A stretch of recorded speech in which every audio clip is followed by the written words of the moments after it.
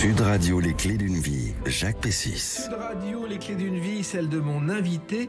Vous avez été bercé par la musique dès vos très jeunes années, mais vous ne vous êtes jamais endormi sur vos lauriers. Il y a le compositeur, mais aussi l'homme, dont la gamme de talents est particulièrement étendue. Bonjour Laurent Petit-Girard. Bonjour mon cher Jacques. Alors on va évoquer tout à l'heure vos voyages, notamment c'est ce ballet, ce que vous avez présenté en Chine à Pékin. Vous êtes aussi secrétaire perpétuel de l'Académie des Beaux-Arts, vous êtes compositeur, vous avez fait plein de choses, et donc le principe des clés d'une vie, c'est d'évoquer votre parcours à travers des dates clés. Et la première que j'ai trouvée, c'est le 17 novembre 1973, votre première télé.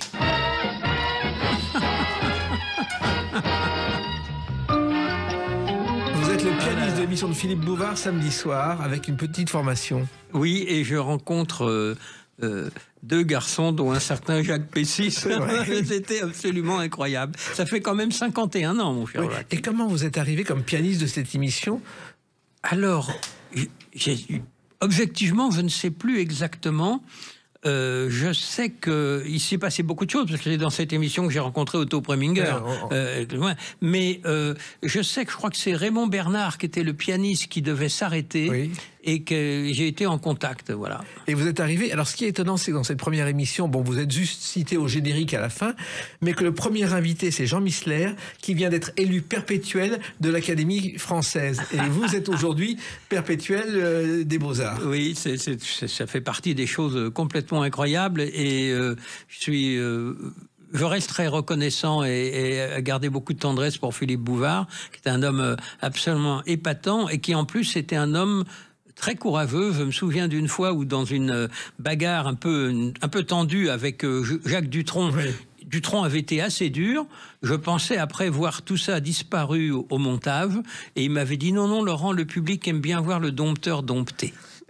Alors il se trouve que pour vous, Laurent Petit-Girard, la musique c'est une affaire de famille, puisque votre père, Serge Petit-Girard, était pianiste et il a été élève d'Alfred Cortot, qui est le fondateur de l'École nationale de musique. Oui, c'est-à-dire il avait fait l'école normale, et donc l'école normale de musique, et Cortot a donné en 1935 une classe à mon père avec 23 ans, et il a enseigné là jusqu'à la fin de sa vie. Et Cortot avait une passion pour Liszt, à tel point qu'il a conservé une mèche de cheveux de Liszt. Absolument, et c'est une chose que Jean Cortot, son fils, qui s'amusait toujours à me dire qu'il m'avait connu en culotte courte, et que donc j'ai eu bien sûr comme membre de l'Académie, avait gardé et m'a montré chez lui. Ouais. Et votre mère, Lina Kremska, elle a travaillé dans les coulisses chez Deutsche Grammophon avant de se reconvertir comme antiquaire. Oui, et elle m'a donné le goût des beaux objets, et puis avant, évidemment, c'était absolument formidable, parce qu'on avait tous les beaux disques de Deutsche Grammophon.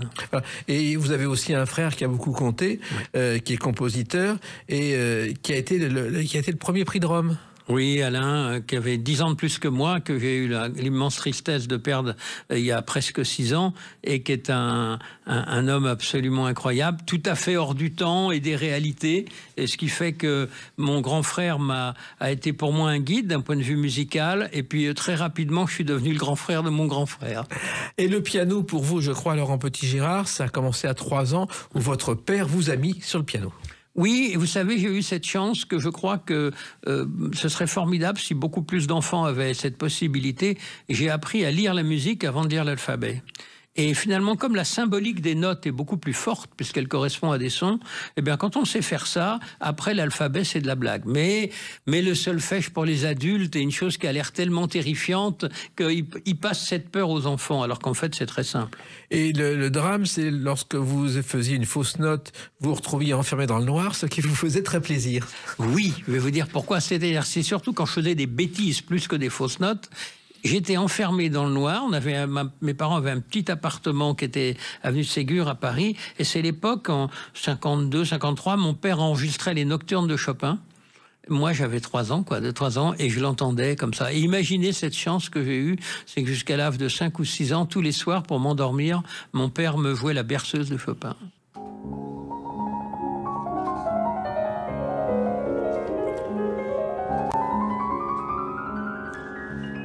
Ça vous laisse... Vous n'avez jamais joué d'ailleurs? Non, je ne l'ai jamais joué, cette berceuse. Je vais vous dire pourquoi. Parce que un jour, j'ai commencé à... Parce que j'aurais pu... C'est du travail, elle n'est pas facile. J'aurais pu la jouer. Mais j'ai commencé à jouer le début. Et puis je me suis dit, ça, t'as pas le droit. Ça doit rester un mystère. T'as pas le droit de savoir comment c'est fait. J'ai eu l'impression que j'allais casser quelque chose de mon enfance si j'allais trop loin dans cette œuvre-là. Il se trouve que Chopin, ce n'est pas son père, mais sa mère qui lui donnait ses premiers cours de piano. Il est ensuite entré au conservatoire de Varsovie. Et oui, et puis quel génie. Alors, il y a aussi quelqu'un qui a été très important dans votre apprentissage, Laurent Petit-Gérard, c'est Darius Milhaud. Ah oui, ça c'était étonnant puisque mon frère avait donc 22 ans et c'était juste avant qu'il ait le prix de Rome. Il était dans la classe avec Milhaud, tout. Et puis un jour, il m'a emmené. Et je venais d'écrire crânement 3 préludes pour orchestre à 12 ans. Avec, je vous rassure, c'est une partition qui est mise de côté. Et donc je l'ai amené. Alors il était dans une chaise, vous savez, il m'a mis à côté de lui et il m'a dit « Bonjour, cher confrère ». Et donc je suis parti très heureux de ça. J'ai pas été d'ailleurs amusant avec l'impudence des gosses. J'ai pas été complètement convaincu par tout ce qu'il m'avait dit, mais c'était un personnage extraordinaire. Sa veuve, après Madeleine Milhaud, qui est morte centenaire, on a eu le brevet que je dirige comme chef l'enregistrement de ces 15 symphonies, mais sincèrement, c'était un challenge épouvantable. Il faut savoir que Darius Milhaud, qui était un compositeur formidable, a été au départ le secrétaire de Paul Claudel lorsqu'il a été ambassadeur de France au Brésil et qu'il a ensuite été très proche de Cocteau. Ah oui, bah c'est un parcours incroyable. Voilà. Ouais. Et Cocteau, d'ailleurs, qui après avoir vu la première représentation du Soulier de satin à la Comédie Française en 43, mise en scène par Jean-Louis Barrault, a dit cette phrase mémorable. Heureusement, il n'y avait pas la paire. Oui, magnifique. Voilà. Alors, votre premier orchestre, finalement, au lycée, on crée des orchestres de rock. Vous, ça a été un orchestre classique, Laurent Petit-Gérard. Oui, c'était ça. J'avais, je crois, à peu près 13-14 ans, et donc on a fait dans le cadre du lycée Buffon, j'allais dire Bouffon, mais c'est Buffon, un orchestre, un peu de bric et de broc, mais avec quand même un certain nombre d'instruments, et j'écrivais une œuvre régulièrement pour cet orchestre qu'on jouait. Finalement, ça a été mon apprentissage de chef d'orchestre et mon apprentissage de compositeur. Et alors, j'étais même, je dois avouer, un peu plus loin, parce qu'avec un garçon que vous avez peut-être connu, qui est devenu un excellent journaliste, malheureusement disparu, Jean-Pierre Lantin, oui, qui était dans la même classe que moi, nous avons fondé ensemble le journal du lycée. Et j'écrivais moi-même la critique de mes concerts. Ça fait Baratin Soir, je crois. Voilà, mais bravo, bravo. Alors là, vous m'épatez, Baratin Soir, c'est vrai, j'avais oublié ça. Il y a quelqu'un qui faisait comme vous dans un genre différent, c'est Michel Audiard, qui a commencé comme critique de cinéma, et il ne voyait pas les films dont il parlait pour se mettre dans la même peau que le spectateur futur. C'est formidable. D'ailleurs, le lycée Buffon est un lycée célèbre. Parmi les professeurs, il y avait quelqu'un qui est devenu musicien ensuite et chanteur. C'est Maurice Fanon, qui a écrit L'Écharpe, oui, et qui a commencé sa carrière comme professeur au lycée Buffon. Mais vous savez que au lycée Buffon, je dois vous dire que moi qui ai fini mes études là en 68, eh bien, les souvenirs que j'ai moi de mai 68, c'est que j'étais en philosophie et que tout d'un coup, les professeurs ont dit on va traiter de la liberté. Il y avait Clavel, il y avait trois, et qu'on allait dans les 3 classes. Et finalement, on n'a jamais autant travaillé avant l'explosion que dans cette période. C'était très intense. C'est vrai, mais en même temps, vous avez une particularité, c'est que vous avez eu 0 en musique au bac. Ah oui, mais ça c'est peut-être parce que si vous voulez, c'est un moment où j'étais déjà un professionnel et déjà la dictée du bac, c'était moi qui avais fait des dictées à 8 voix avec mon père. Alors évidemment, je l'ai comment dirais-je, rien qu'à la première exposé, j'ai tout noté, puis on était 4 à se lever, 3 qui disaient que j'y arriverai jamais, puis moi, avec un peu d'impudence, qui ai dû dire c'est fini. Alors l'examinateur m'a regardé comme ça, et l'après-midi, c'était l'épreuve musicale. J'avais fait une transcription des Roses d'Ispahan de Forêt, que j'ai joué. Et à ce moment-là, l'examinateur m'a dit « écoutez, très bien, est-ce que vous vous appelez Richter, du nom du grand pianiste ?» Je dis « Non, je m'appelle Petit-Gérard. » Il dit « Alors, je ne peux pas vous mettre 20, je vous mets 19. » Et je dis attendez, c'est idiot. Alors si combien font 2 et 2 4. Est-ce que vous vous appelez Einstein? Non. Alors je vous mets 19. Et je dis non, mettez-moi 15 en me disant qu'il n'y a pas de perfection en art. Mais le raisonnement est idiot. Il dit vous préférez 0? Je dis venant d'un con comme vous, ce serait un honneur. Mais il faut comprendre que c'est 68. Et donc là où ça va très loin, J'ai eu effectivement, je n'ai pas eu donc les points qu'aurait donné la musique en plus. J'avais 13,6 de moyenne. Si j'avais eu la musique, j'aurais eu plus de 14. Et à ce moment-là, il y avait la possibilité de faire Sciences Po sans l'année de préparation. Et ma mère m'aurait... Alors, ça n'aurait pas duré, mais j'aurais perdu un peu de temps. Ma mère m'aurait obligé à le faire. Et pourquoi vous n'avez pas envie de faire Sciences Po?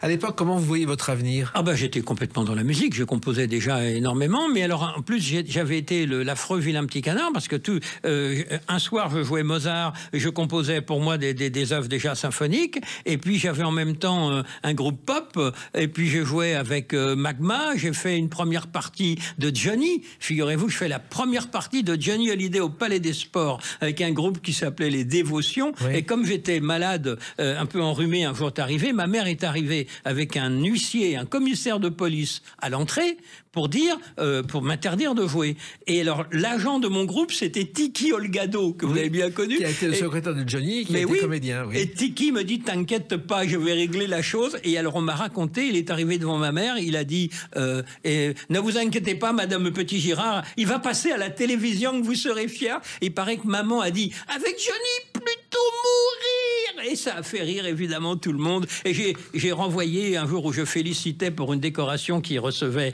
Johnny Hallyday, je lui ai rappelé l'histoire. Voilà, et c'est une belle histoire. Il y en a beaucoup d'autres avec vous. Et on va continuer à parler de votre parcours à travers une autre date clé, le 7 juin 1992. À tout de suite sur Sud Radio avec Laurent Petit-Girard. Sud Radio, les clés d'une vie, Jacques Pessis. Sud Radio, les clés d'une vie, mon invité Laurent Petit-Girard. Nous parlerons tout à l'heure de cet opéra, cette symphonie inspirée d'un conte chinois que vous allez créer à Pékin et qui va revenir en France à la fin de l'année. On va en parler.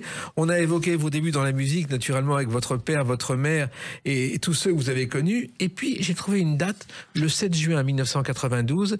C'est la première fois que vous figurez au générique de cette série. Ah. Maigret et les plaisirs de la nuit, oui. Donc vous avez composé le générique. Il y en a eu d'autres ensuite, mais je crois qu'il y en a eu 48 ensuite. Oui, c'est ça. Et comment c'est arrivé, ça? Alors, c'est assez étonnant. C'était un garçon qui s'appelle Daniel Deschamps, qui était un producteur, et j'avais composé la musique du film Lassner de Francis Giraud. Et... il est tout d'un coup, il m'appelle en disant voilà, la Société d'une prépare toute une série sur Maigret et ils veulent un générique qui fasse venir la ménagère de 50 ans, faisait les fameux concepts quoi, qu'elle se dise ça commence. Et moi à cette époque-là, j'avais un orchestre, ça s'appelait l'Orchestre Symphonique Français, qui était un orchestre salariés à plein temps, mais privés, des jeunes musiciens formidables, et quand même il y avait 45 musiciens, et on enregistrait le Requiem de Mozart.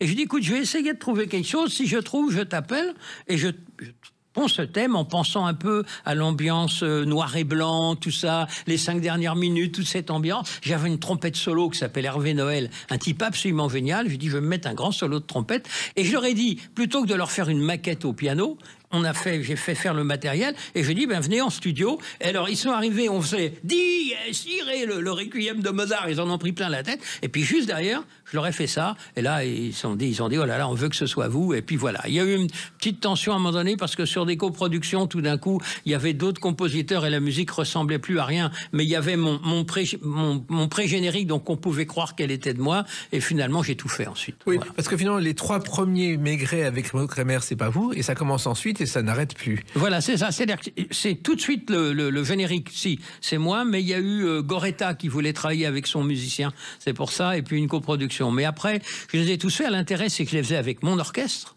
Et que c'était à chaque fois un vrai challenge du point de vue temps. Je me donnais une semaine pour composer. On enregistrait en une session avec cet orchestre qui était vraiment excellent. Et c'était une époque où il n'y avait quand même pas les moyens normalement. Et donc ça a été une série un peu luxueuse au niveau musical parce qu'elle avait un orchestre symphonique pour une musique originale à chaque fois. Oui, on n'avait pas encore tout ce qu'on peut imaginer comme technologie d'aujourd'hui. Il y en avait quand même, mais surtout, moi je trouve, j'aime pas ça, quoi. Pour dire tout simplement, moi j'aime les vrais instruments.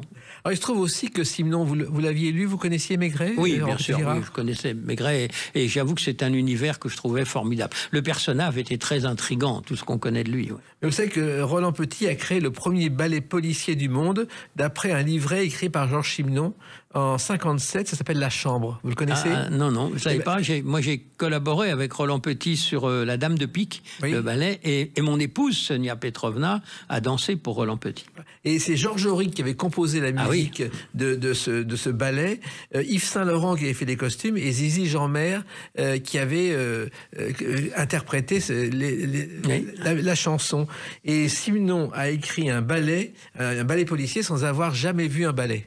Ça, c'est incroyable. Mais vous savez, vous parlez de Georges Auric, c'était le seul compositeur français avec lequel avait travaillé Otto Preminger, et il m'avait dit, vous êtes mon deuxième compositeur français. Alors, Otto Preminger, c'est une histoire incroyable parce que c'est justement lorsque vous êtes à samedi soir que Otto Preminger est là et qu'il adore ce que vous faites. Oui, c'est-à-dire qu'il est arrivé avec 1 heure d'avance, moi aussi. Moi, je venais avant, il s'est trompé d'1 heure. Il arrive, il me parle en allemand. Donc, je lui réponds en allemand. Et puis, du coup, il enchaîne en anglais. Puis, je réponds en anglais. Et bien évidemment, il parlait français très bien, mais il aimait tester les gens. Dès que je l'ai vu, j'ai arrêté de travailler. Je n'ai plus joué que des choses à moi. Et puis, alors, il me dit à la fin, What did you play? Comme ça veut dire, des musiques. Il me dit, send a tape to the plaza. Envoyez une bande au plaza. Et je lui envoie une bande au plaza. Et à partir de là, pendant 15 jours, tous les copains, allô, this is Otto Preminger.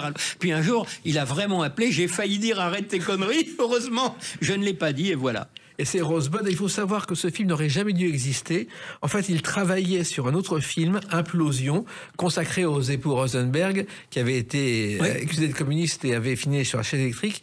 Le film ne s'est pas fait. Et c'est comme ça qu'il a eu l'idée de faire Rosebud et que vous êtes retrouvé compositeur du film. Mais Rosebud a une autre histoire extraordinaire, c'est que il avait demandé que je suive le tournage. Donc j'étais sur le tournage, parce qu'il aimait ça. Et puis le régisseur me dit, écoute, demain, il y a ma sœur qui vient, je te préviens, elle est casse-pied, elle est effrayante, mais c'est un peu plus de temps que nous. Etc. En fait, la sœur était délicieuse, et 3 semaines après, j'annonce que je vais l'épouser. Ce qui évidemment a fait tout un truc.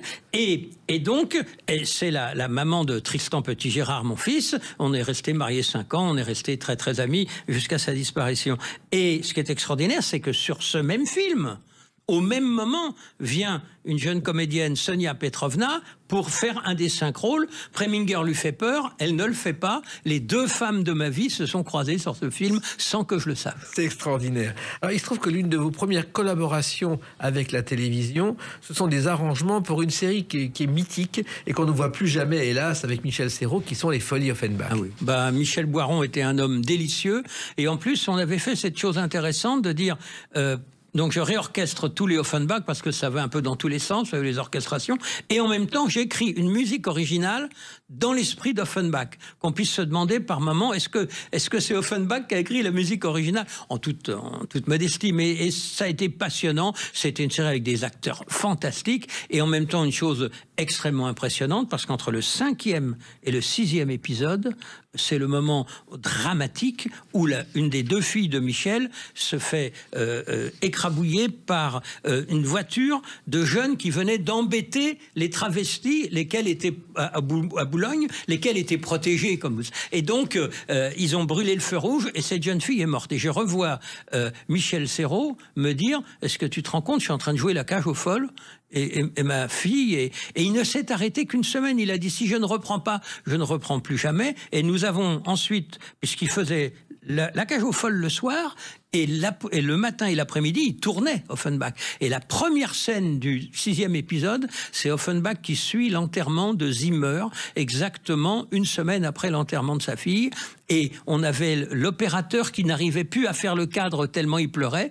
Et puis, un moment très émouvant, parce que tout ce qu'il y avait de comédiens à Paris, sous des prétextes les plus invraisemblables, trouvaient le moyen de passer sur le plateau pour l'embrasser. C'était un des moments très forts. Cette série est une merveille. C'est dommage qu'elle passe plus. Effectivement. Et j'ai un peu fait le calcul. Vous avez composé, Laurent Petit-Gérard, 130 musiques de films.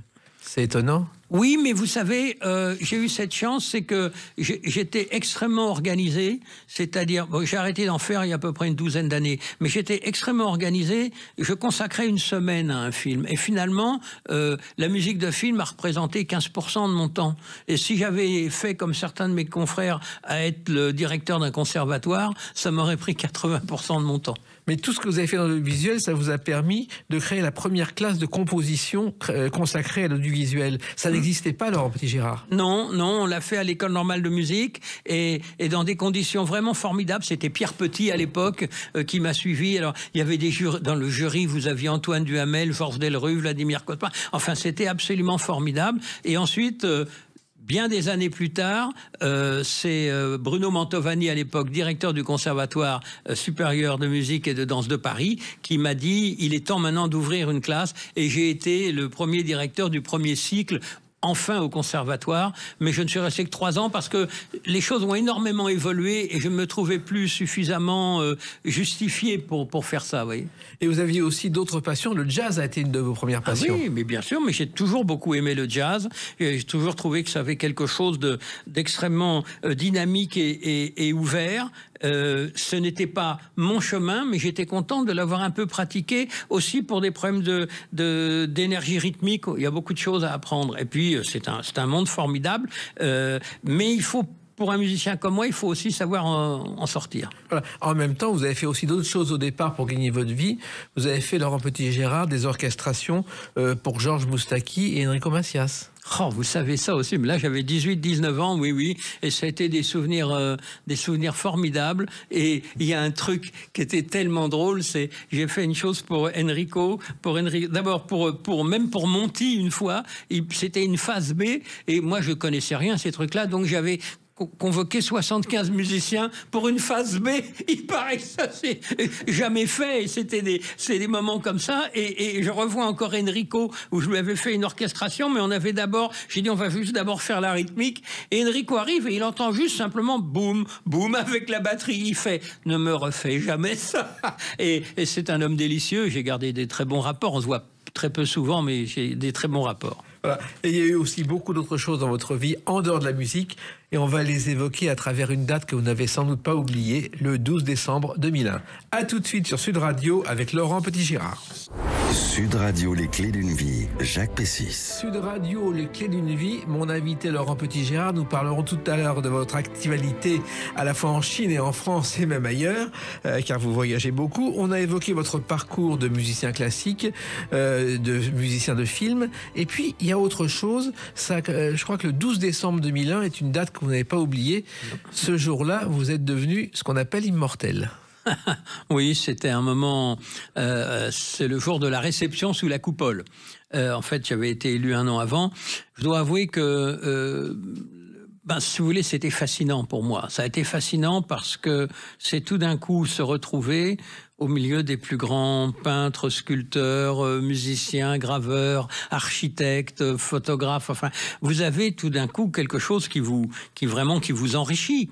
Et c'est un endroit, c'est tout sauf une distinction honorifique. Hein. C'est l'Académie des Beaux-Arts, je le précise. Oui, et cette Académie des Beaux-Arts, elle fait partie de l'Institut de France, elle est une des 5 académies, et sincèrement, elle a des moyens de faire des choses formidables, d'aider la création, d'aider de faire... Et j'étais un peu, pendant quelques années, pour dire la vérité, frustré de me dire, je fais endroit à des possibilités extraordinaires qui ne sont pas suffisamment exploitées. Et comment vous êtes arrivé là-dedans ? C'est Marcel Landowski qui m'a demandé. J'avais écrit un concerto pour violoncelle et orchestre qui lui était dédié d'ailleurs. Et Marcel Landowski avait souhaité que je devienne correspondant, puisqu'il y a les membres élus et les correspondants. Et donc en 93, j'ai été élu correspondant. C'est quelque part le chef d'orchestre qu'ils invitaient. Mais ensuite, il y a mon opéra sur la vie d'Elephant Man qui est sorti. En 99, et là tout d'un coup beaucoup de mes confrères qui me voyaient comme un chef d'orchestre, et un chef d'orchestre n'est pas membre de l'académie puisque c'est un interprète, nous n'avons que des créateurs, tout d'un coup on dit mais c'est un compositeur, etc. Et quand Marcel Landowski a disparu, ils ont trouvé très naturel que je sois élu. Ceci dit, je me suis présenté 2 fois, parce que la première fois, Marcel Landowski m'avait demandé de me présenter, il était encore vivant, et figurez-vous, j'ai été battu par par Charles Trenet, oui. Absolument. Et ce qui était très original de voir Charles, là on pouvait pas lutter, hein, c'est autre chose. Bon, et puis à la disparition de Marcel Landowski, c'est mes confrères qui sont venus me voir en disant tu es l'homme qui doit lui succéder. Et je crois que Marcel Landowski, vous avez demandé de faire la réouverture du Châtelet en 1980 aussi. Absolument, avec en réorchestrant donc la vie parisienne, et j'ai dirigé 40 fois la vie parisienne dans la mise en scène d'Yves Robert, qui était avec les décors de Franz Salieri. C'était quelque chose d'absolument incroyable. Sauf que le Châtelet avait fermé quelques années plus tôt. Oui. En fait, l'opérette était morte après la mort de Luis Mariano, mais aussi, surtout, avec la création d'une opérette W, qui avait été faite par Jean-Jacques Vital et Jean-Jacques Debout, qui a été une véritable catastrophe et qui a coûté le Châtelet à la ville de Paris. Absolument. Mais là, ils l'ont joué. Alors moi, je l'ai dirigé 40 fois, mais après, ils l'ont joué, je crois, 200 ou 300 fois. Le problème, simplement, de cette production, c'est que le train qui arrivait était tellement immense, si vous voulez, qu'il pouvait pas aller ailleurs. Et puis, j'ai eu des moments parmi les plus extraordinaires, notamment un ténor qui, dans Le Brésilien, est parti une mesure après. Et donc, moi, je commence titi papa papa papa. Et au moment où je suis sur Réré, sur sol, lui, il commence je suis brésilien. Alors, je me suis dit, mais comment je peux faire? Alors, j'ai fait ce truc incroyable, c'est que je lui ai mimé les trucs et j'ai ralenti pour, vous voyez, pour le rattraper. Bon, et oui, pardon, j'ai été parti une seule, voilà. Et donc, on a essayé, sauf que pour la première fois de sa vie, il m'a suivi.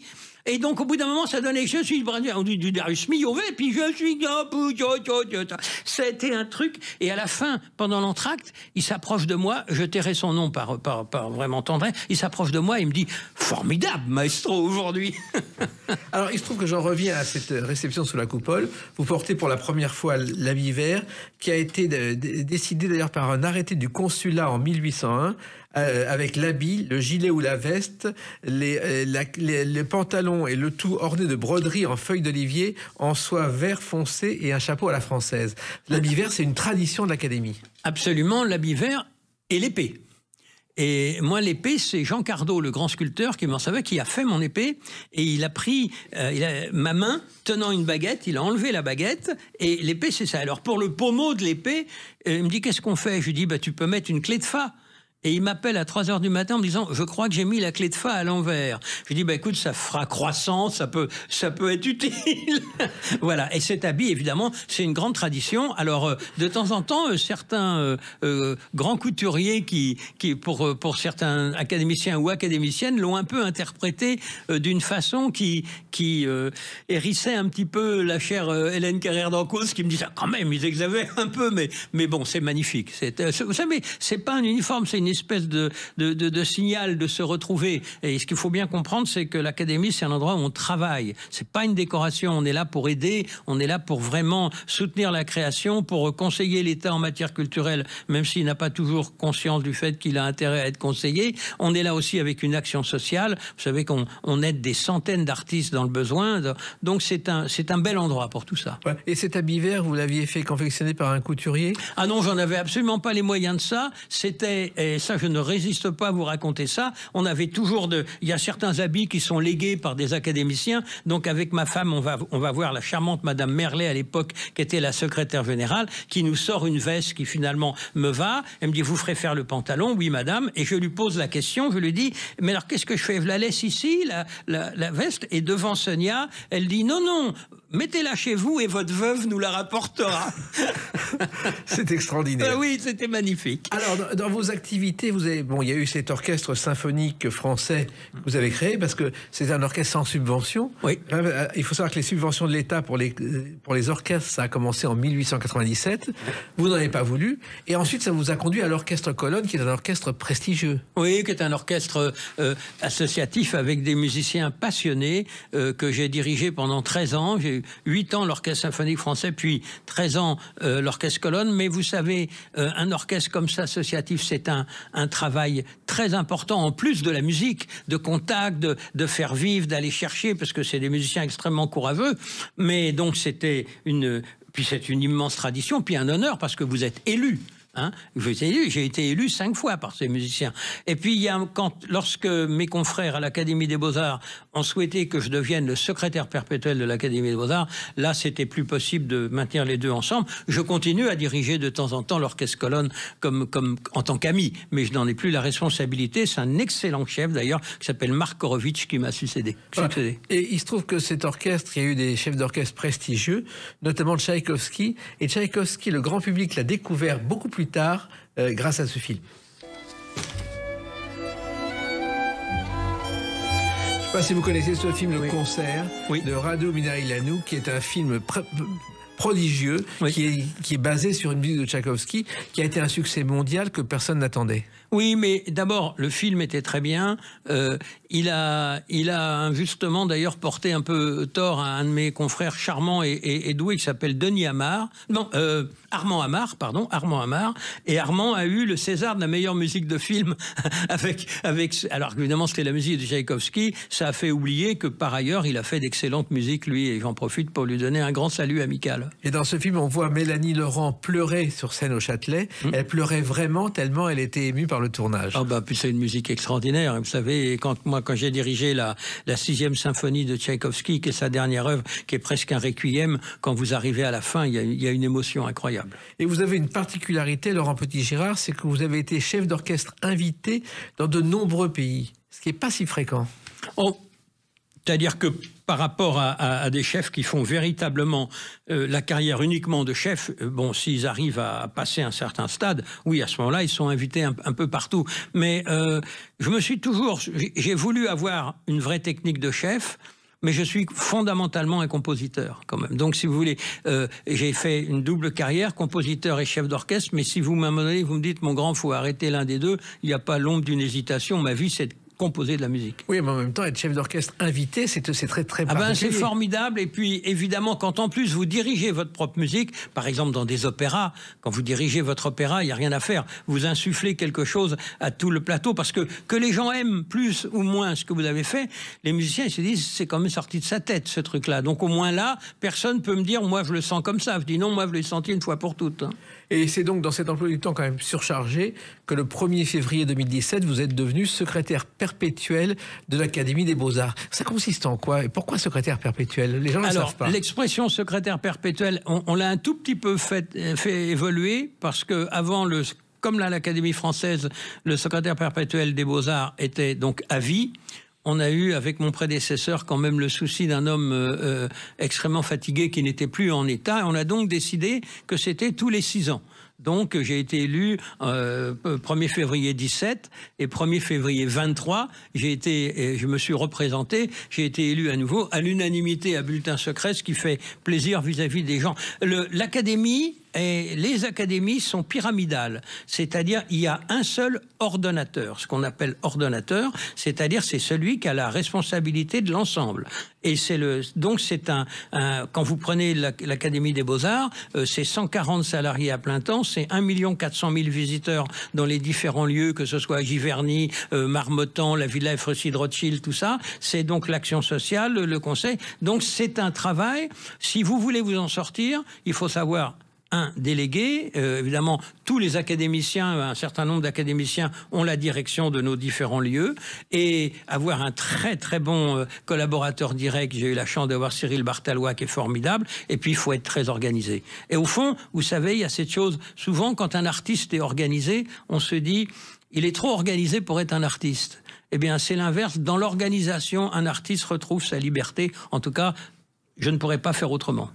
En même temps, vous avez fait beaucoup de choses. Notamment, vous avez initié cette série de concerts. Le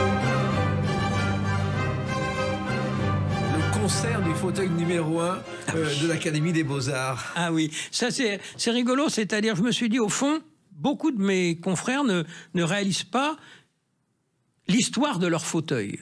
Et j'ai dit, bien, on va faire les concerts. Alors, on a commencé par la musique, le concert d'un fauteuil. Et on part. Alors, moi, je suis parti de Méhul, Boieldieu, Réchat. Vous montez comme ça, à Lévis, Gounod, puis vous arrivez petit à petit à Piernay. Vous avez Dubois, puis à un moment donné, vous voyez apparaître Henri Busser, et puis Marcel Landowski, puis vous arrivez. Et donc, on a fait des concerts où on jouait dans le magnifique auditorium à l'Institut, comme ça, toute l'histoire du fauteuil. Et après l'avoir fait pour la musique, j'ai proposé à mes confrères, c'est un peu compliqué au niveau d'exposition, mais par exemple des conférences, et ils racontent le fauteuil. Et récemment, Aymeric Zublena, le grand architecte qui a fait le Stade de France, me disait, c'est incroyable, je savais pas qu'il y avait tous ces gens-là avant moi à ce point-là, obligés du coup eux-mêmes d'expliquer leurs prédécesseurs. Et à ce moment-là, on voit l'itinéraire pendant 2 siècles, c'est passionnant. C'est comme à l'Académie Goncourt, où les couverts, il y a le nom de tous les académiciens qui ont précédé celui qui tient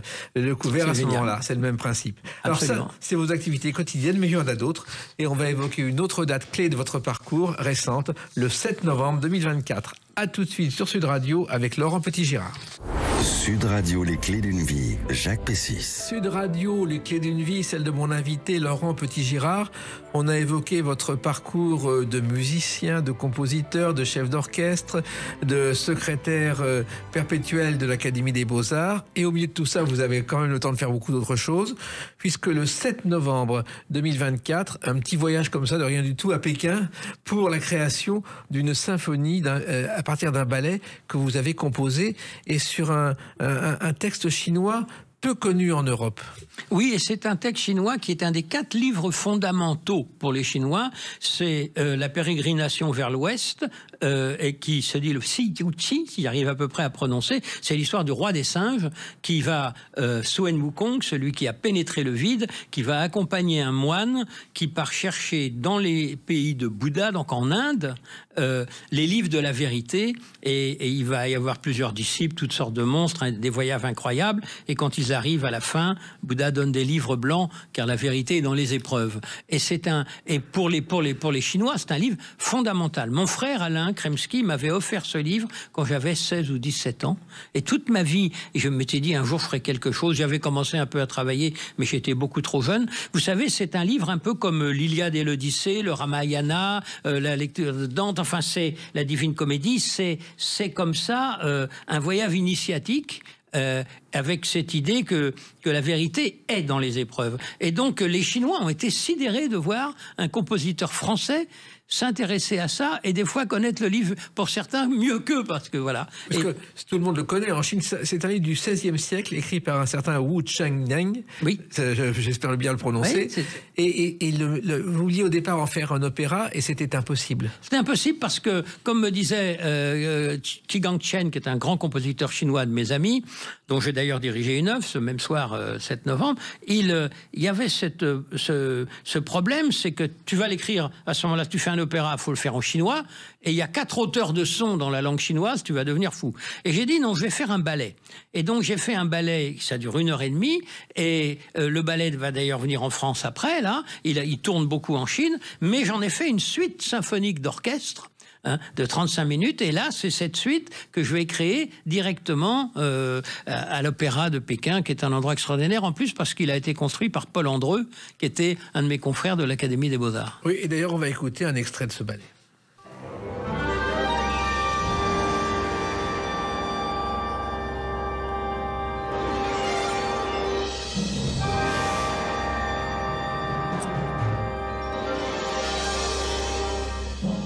Ce ballet, ce sont des mois de travail, mais des années de réflexion, Laurent Petit-Girard. Oui, vous pouvez même dire aussi 2 ans de travail. J'ai eu une chance, pardon, alors vous allez dire ça, et pardon à l'avance à tous ceux, par contre, qui en ont beaucoup souffert, mais le Covid a été pour moi une chance extraordinaire, parce que tout d'un coup, je suis resté dans ma maison à la campagne, à régler tout ce qu'il fallait en vidéo, et en ayant beaucoup plus de temps que d'habitude pour composer. J'ai gagné, je pensais mettre 2 ans, et j'ai gagné 6 mois. J'ai écrit le ballet en 1 an et demi, et puis vous savez, c'est très émouvant parce que on se pose des fois des questions par rapport à la Chine. C'était pas une commande. C'est moi qui ai eu envie d'écrire cette œuvre. C'est après que les choses se sont déclenchées. C'est un livre bouddhiste. C'est-à-dire, c'est tout sauf politique, ce serait même plutôt...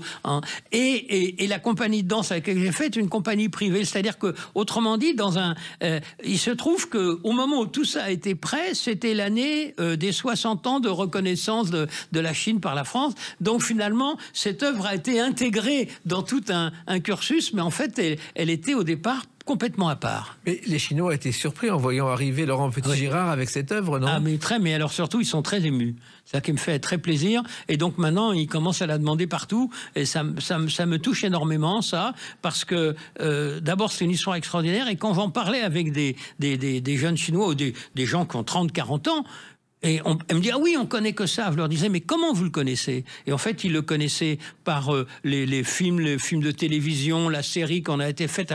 Je dis, mais est-ce que vous avez lu les 1000 pages du livre? Et là, il n'y en a pratiquement aucun qui l'a lu. Je dis, vous avez un trésor dans votre pays dont vous connaissez les grandes lignes, mais vous ne l'avez pas approfondi.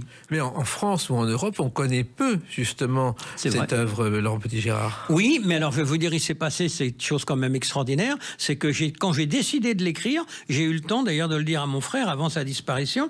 J'étais au premier étage à l'Académie des Beaux-Arts, et puis je descends et je vois dans un atelier en dessous où il y avait le peintre Pierre Caron, une dizaine de jeunes femmes chinoises avec un moine et un photographe. Il me fait un signe, je rentre, et il me dit, voilà, je te présente ce moine qui est un peintre, et nous faisons des expositions ensemble. Et je dis à ce moine, mais vous savez, c'est incroyable, vous êtes exactement dans ma tête comme Sansang, le moine du roi des singes, que je suis en train de lire. Il fait un immense sourire, il me montre un tableau qu'il avait avec lui, que lui avait dessiné, du singe. Et je regarde ce tableau du singe pèlerin, en l'occurrence qui est en train de voler, et je dis, mais c'est incroyable. Et à ce moment-là, la traductrice me dit, mais vous savez, c'est beaucoup plus que ça. Il est pas seulement un peintre, il est le directeur spirituel du monastère derrière Shanghai, dans lequel... Au XVIe siècle, Wu Chuneng a écrit ce livre, et au passage, il est un des 3 plus grands spécialistes en Chine de ce livre. Et j'ai dit, attendez, je suis Ke Conti au-dessus, je descends et je tombe. Et alors il me fait un grand sourire, et il dit, c'est peut-être un signe. C'est sans doute un signe. Il y a un CD qui est sorti d'ailleurs où on voit, où on évoque ce Siyuki avec l'orchestre de Budapest. Oui, c'est un excellent orchestre avec lequel j'ai enregistré Gourou, mon deuxième opéra. J'ai enregistré aussi Le Petit Prince que j'avais fait avec Sonia Petrovna. C'est des musiciens magnifiques et disponibles. Et vous savez, il y a beaucoup de choses que j'ai voulu enregistrer en France. C'est pas toujours aussi facile. C'est comme certains films qu'on tourne à l'extérieur, à l'étranger, du côté de Budapest, parce que c'est plus simple. Alors, il se trouve que je précise que il y a une compagnie qui va jouer ce ballet intégral le 8 décembre à Arcachon, le 10 décembre à Biarritz et le 14 décembre à Cannes. Oui. Peut-être un jour à Paris, non? J'espère, oui. C'est Wang Yabin qui est une chorégraphe absolument formidable. Elle a une troupe, je dois avouer, c'est des danseurs d'une virtuosité. Mais alors, j'ai été absolument emballé de voir ça. D'ailleurs, je vais aller retourner les voir à Cannes parce que c'était formidable. Alors, il se trouve qu'en plus, vous êtes en Chine, mais que le même soir, vous allez jouer Ravel. Ravel est connu des Chinois Ah oui, très bien. Oui, je vais faire. Ils m'ont demandé quoi? J'ai dit bien sûr Daphnis et Chloé, qui est le chef-d'œuvre absolu pour moi. Et puis ils le connaissent. D'abord, vous savez, Ravel est connu dans le monde entier. C'est quand même une musique tellement géniale, tellement extraordinaire. Et donc pour moi, c'est un moment de bonheur absolu. Diriger Daphnis et Chloé, je crois, est le bonheur le plus absolu pour un chef d'orchestre. Et quand on pense que Ravel a échoué 4 fois au Grand Prix de Rome, c'est assez spécial. Oui, et alors la 4e fois, je pense même qu'il a plutôt un peu défié, il s'est un peu moqué du jury mais enfin bon, vous savez, c'est un homme d'une générosité extraordinaire qui a vraiment qui a marqué son temps. Et puis, vous savez, on est en train, étant donné que une de mes fonctions, c'est d'être le rédacteur en chef de la lettre de l'Académie, qui était une très belle chose, auquel on parle de beaucoup de sujets. Le thème de la prochaine lettre, c'est l'artiste foudroyé. Et pour les musiciens, on parlera de 2. Beethoven, vous imaginez être compositeur, devenir sourd, et malgré tout pondre la 9e alors qu'on est sourd. Attendez, c'est vrai. Et Ravel, qui a vu progressivement tout son cognitif s'en aller, et les derniers mots de Ravel à Marguerite Long sur son lit avant qu'on le perde, il a dit « J'avais encore tant de choses à dire ». Et il y a aussi, vous avez beaucoup de choses à dire et à jouer. Ce qui est étonnant, c'est que vous avez conçu des opéras pas comme les autres. Le premier opéra, c'est Elephant Man, Laurent Petit-Girard. Franchement, on connaît le film, et le film, je crois que le maquillage pour transformer John Hurt en éléphant, ça durait exactement 8 heures. Ouais. Après 2 heures pour être enlevé, et il travaillait seulement un jour sur 2 pour s'en remettre. Voilà, oui. Mais alors, c'est un sujet sur l'exclusion. Au fond, l'idée d'Elephant Man, c'était qu'au début, le public soit presque voyeur, qu'au bout d'un moment, il soit compatissant, et qu'à la fin, il y ait presque une identification quand il dit mon Dieu, est-ce que je serai guéri lorsque je me présenterai devant vous? Donc il y avait cette idée. Mais en fait, créer Elephant Man comme un opéra, c'est une première aussi. Personne n'y avait pensé. Oui, mais c'est passionnant. C'est Nathalie Stutzman qui avait enregistré. J'ai écrit le rôle pour un contre-alt. Ouais. Et où il y a aussi Guru, donc votre deuxième opéra, qui est sorti aussi en CD. Alors Guru, c'est pour dénoncer la manipulation mentale. Et je trouve que ça, c'est un fléau, et ça me paraît extrêmement important. Je trouve qu'on ne réalise pas à quel point c'est quelque chose de dangereux, et je dois vous avouer, j'ai pas honte de le dire, avoir été un petit peu surpris qu'on fasse autant d'honneur à Tom Cruise, qui, quel que soit son talent d'acteur, est quand même l'ambassadeur de la scientologie, qui est quand même quelque chose de dangereux. Et il faut savoir que Guru, en plus, ça se passe sur une île dirigée par un certain Guru. Vous avez failli monter ce spectacle à Paris au Châtelet. Ça ne s'est pas fait, il a fallu le faire à l'étranger. Oui. Donc il a finalement été créé en Pologne.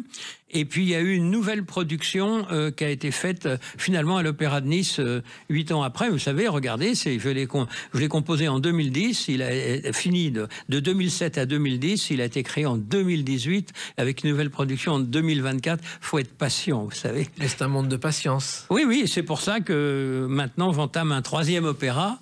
Et là, c'est le bonheur le plus absolu, puisque je l'écris sur un livret de Tristan Petit-Girard, que vous connaissez bien, parce que je crois que vous l'avez reçu, et qui est d'abord un fils aimant comme tout père peut en souhaiter d'en avoir un, et puis qui est un formidable à la fois écrivain et metteur en scène. Et là, ce sera sur Houdini, sur les derniers jours d'Houdini, Laurent Petit-Girard. Pourquoi? Parce que là, c'est le défi à la mort, et qu'en même temps, Houdini, il a quelque chose de très étonnant. On oublie, c'était le fils d'un rabbin, et il a dénoncé toute sa vie les faux médiums. C'est un combat de sa vie. Or, son meilleur ami, qui était Arthur Conan Doyle, s'est mis à tomber complètement, à croire aux fées, à tout ça, etc. Et donc, il y a une sorte de combat entre ces deux personnages qui s'aimaient beaucoup, et puis c'est un destin unique. Et il trouve que Houdini, il tirait son nom de Robert Houdin. Robert Houdin, un magicien bien connu, qui a été l'ancêtre des mentalistes, puisque c'est le premier à avoir réalisé avec son fils des numéros de mentalistes à la cour du roi, bien avant qu'on en parle aujourd'hui. Oui, mais alors vous savez qu'il y a cette anecdote étonnante que Houdini, lorsqu'il est venu en France, a voulu rencontrer la veuve de Robert Houdin. Elle a refusé de le recevoir, parce que lui avait pris ce nom en hommage. Il était tellement furieux que quand il est rentré aux États-Unis, il a écrit un bouquin contre Robert Houdin. Alors, pour être un musicien classique comme vous l'êtes, il faut théoriquement avoir fait plein de choses, mais aussi pour les variétés. Moi, j'ai toujours été étonné de me rendre compte que tous les grands musiciens de variété, Marguerite Monod par exemple, qui ont composé pour Piaf, viennent du prix de Rome et du classique. Le classique, finalement, ça mène à tout, et on peut parfois en sortir, Laurent Petit-Girard. Évidemment, certainement, vous avez... prenez aussi bien Michel Legrand que Gérard Calvi, que j'ai très bien connu, quand il présidait la SACEM, qui était un homme délicieux. Finalement, vous avez les bases, et puis ensuite vous allez faire votre chemin, et vous allez savoir où est votre centre. Moi, toute ma vie, j'ai été passionné par... évidemment, avant tout par la musique classique, mais par le jazz, même par la pop musique à un moment donné, que je trouvais formidable, par la musique brésilienne, le jazz brésilien, que j'aimais beaucoup. Et puis de donner des concerts comme pianiste, et puis tout ça. Mais il y a un moment donné, quel est mon centre? Et mon centre, c'est d'écrire des opéras, de la musique concertante, c'est ça. Mais justement, la musique permet de conserver aussi un souffle de jeunesse permanent. Ah évidemment, comme c'est surtout, ça vous va bien, vous qui êtes de 6 jours mon aîné, mon cher. Hein? Mais c'est vrai que vous allez continuer, vous n'êtes pas question d'arrêter un jour ou l'autre. Pas un seul instant. Alors c'est quelque chose qui est absolument impensable. D'abord, pour commencer, Houdini, Houdini étant mort en décembre 2026. 1926. En 2026, c'est le centenaire de sa mort. Voilà. Donc c'est le moment qu'on vise pour que l'opéra soit prêt. Vous voyez, donc il y a du travail. Il y a du travail. Et en attendant, eh bien, si on veut voir Si Yéhouké, je crois que comme ça qu'on le dit, on peut le voir en France le 8 décembre à Arcachon, le 10 décembre à Biarritz et le 14 décembre à Cannes et peut-être, j'espère, un jour à Paris. Mais moi aussi, je vous remercie beaucoup. Merci Laurent Petit-Girard et puis continuez ainsi à défendre la musique parce que finalement c'est la seule chose que vous aimez. Oui, c'est une passion. J'ai pas de mérite. Je trouve que quand on a la chance de pouvoir gagner sa vie avec sa passion, c'est le plus grand cadeau qu'on puisse avoir. Oui, et on évite les fausses notes de la vie le plus facilement du monde. Ouais. Merci Laurent Petit-Girard. Les clés d'une vie, c'est terminé pour aujourd'hui. On se retrouve bientôt. Restez fidèles à l'écoute de Sud Radio.